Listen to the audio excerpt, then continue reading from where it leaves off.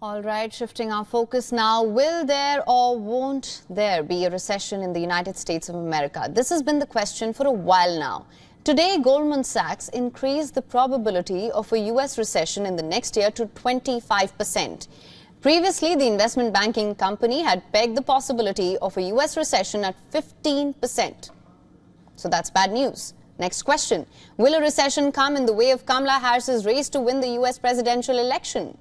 Her debut campaign ad spoke about the freedom to live in a country where no child lives in poverty, where, quote-unquote, we can all afford health care.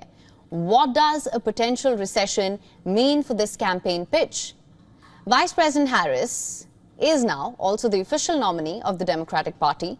The task ahead of her is to win over the swing states and defeat former U.S. President Donald Trump, who is on the Republican ticket.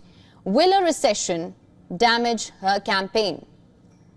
Kamala Harris's campaign talks about the freedom to, quote-unquote, not just get by but get ahead.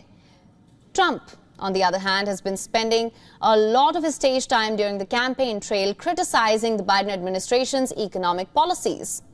Sure, a lot of what Trump says needs serious fact-checking, especially the exaggerated figures.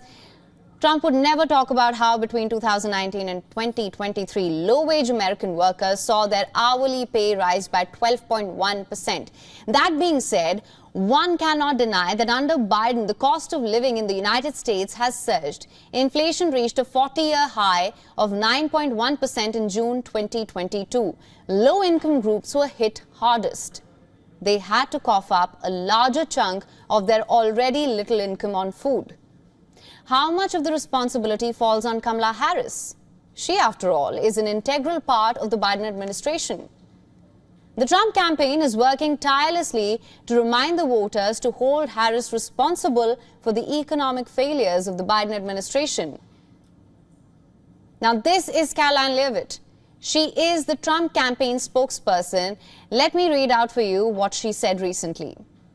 Harris-Biden economic agenda has been devastating for low-income and middle-class families, robbing them of thousands of dollars every year due to record-high inflation. Notice the hyphen. Harris campaign benefits from a possible dehyphenation. It's working round the clock to present the vice president as a candidate who is fresh, young, more capable of delivering on the economy. They're also trying to point at Harris's track record as California's Attorney General. During her stint, Harris had taken on for-profit colleges for burdening students with debt. She's even criticized healthcare companies for alleged price gouging. Now, presidential hopeful Harris is promising to fight for more direct aid to poor and middle-income households. She's promising greater childcare support, paid family leave, also housing assistance. But much of this will convert into votes. How much of this will convert into votes in the face of recession? That's the big question. Trump has had an edge with the voters when it comes to the economy. It was 51% to 37% against Biden. And now with Harris coming into the race, that gap has narrowed to 50% and 42%. Harris has also improved on Biden's performance among voters who belong to households making less than $50,000 a year. What's more, as per the Bloomberg News morning swing state poll taken between the 24th to the 28th of July, Kamala Harris leads Trump by 4% among low-income voters. Now, can the recession alarm bells change this? The economic trends are not in her favor, and I'm not just talking about Goldman Sachs' recession probability.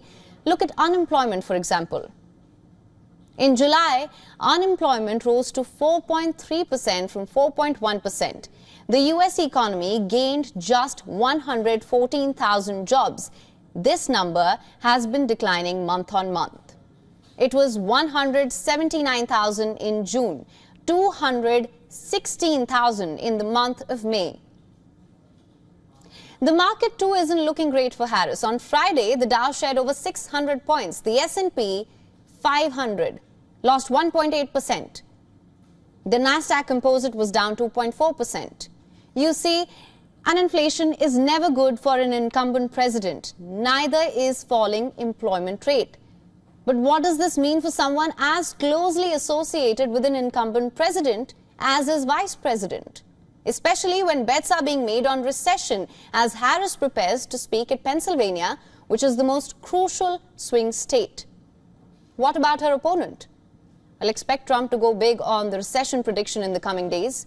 He will point a finger at Harris and present himself as the only person who can reverse the incoming doom. But what is Trump offering in terms of the economy? Increased tariff, tax cuts, crackdown on immigration. Trump is promising more jobs for Americans and bringing down inflation. But here's a question we must ask. How big of a role will inflation or recession or economy in general play in an election that has already become so personal? For latest news, download the WION app and subscribe to our YouTube channel.